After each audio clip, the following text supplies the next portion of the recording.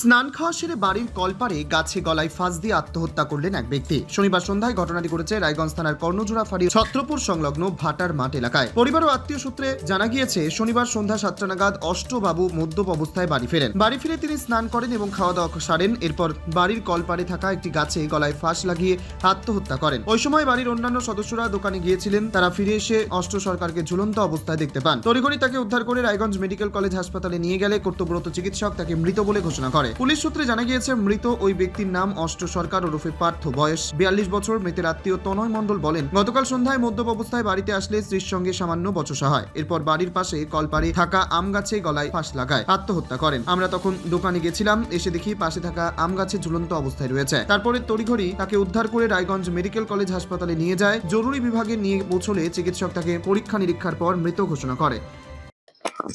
আপনার নাম? তনয় মণ্ডল। কে মারা গেছে? আমার তাই কি নাম? অর্থ সরকার। অষ্ট সরকার।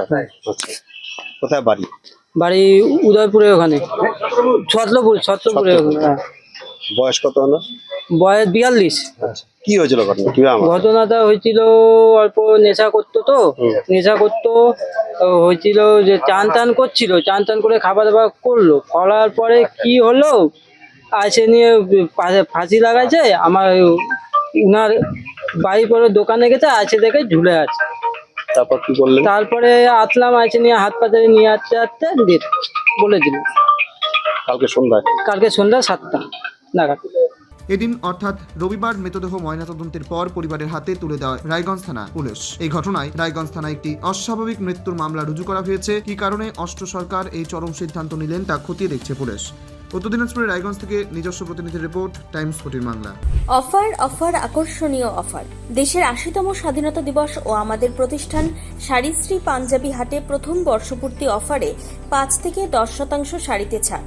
এছাড়াও 20,000 টাকার বেশি কেনাকাটায় 15% অতিরিক্ত ছাড় মিলবে। এছাড়াও বছরভর 8 থেকে 12% ছাড়ে শাড়ি পাঞ্জাবি কেনার সুযোগ মেলে। তাই আর সময় নষ্ট না করে শিগগির আসুন রায়গঞ্জের মোহনবাটি বাজারের বিপরীতে থাকা ঝা চকচকে দোতলা প্রতিষ্ঠান শাড়িশ্রী পাঞ্জাবি হাটে। 14 আগস্ট শুক্রবার থেকে এই অফার শুরু, চলবে আগামী 24 আগস্ট সোমবার পর্যন্ত। এই সুযোগ থাকছে মাত্র 15 দিনের জন্য। স্বেচ্ছাসেবী সংস্থা খুলতে চান? তাহলে রেজিস্ট্রেশন প্রক্রিয়া শুরু করুন। যে কোনো এনজিও খুলতে চাইলে এনজিও কনসালটেন্সি আপনাকে স্বেচ্ছাসেবী সংস্থার নিবন্ধন করাতে সম্পূর্ণ ডকুমেন্টেশন তৈরিতে পূর্ণাঙ্গভাবে সহায়তা করবে।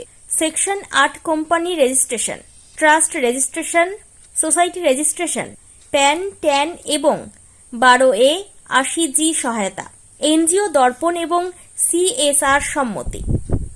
এখনই কল করুন 8345817300, হোয়াটসঅ্যাপ করুন 9434187666 এই নম্বরে। মুখের উজ্জ্বলতা হারিয়ে গেছে, স্পট পড়ে গেছে, ব্রণ ভর্তি, তাই আর দেরি না করে আজই আসুন রায়গঞ্জের চণ্ডীতলায় হেলথ প্লাস মাল্টি স্পেশালিটি ক্লিনিকে এবং এখানে পান অভিজ্ঞ ডাক্তার দ্বারা ফ্রি স্কিন টেস্ট। আরো বিস্তারিত জানতে যোগাযোগ করুন 9674895169 এই নম্বরে।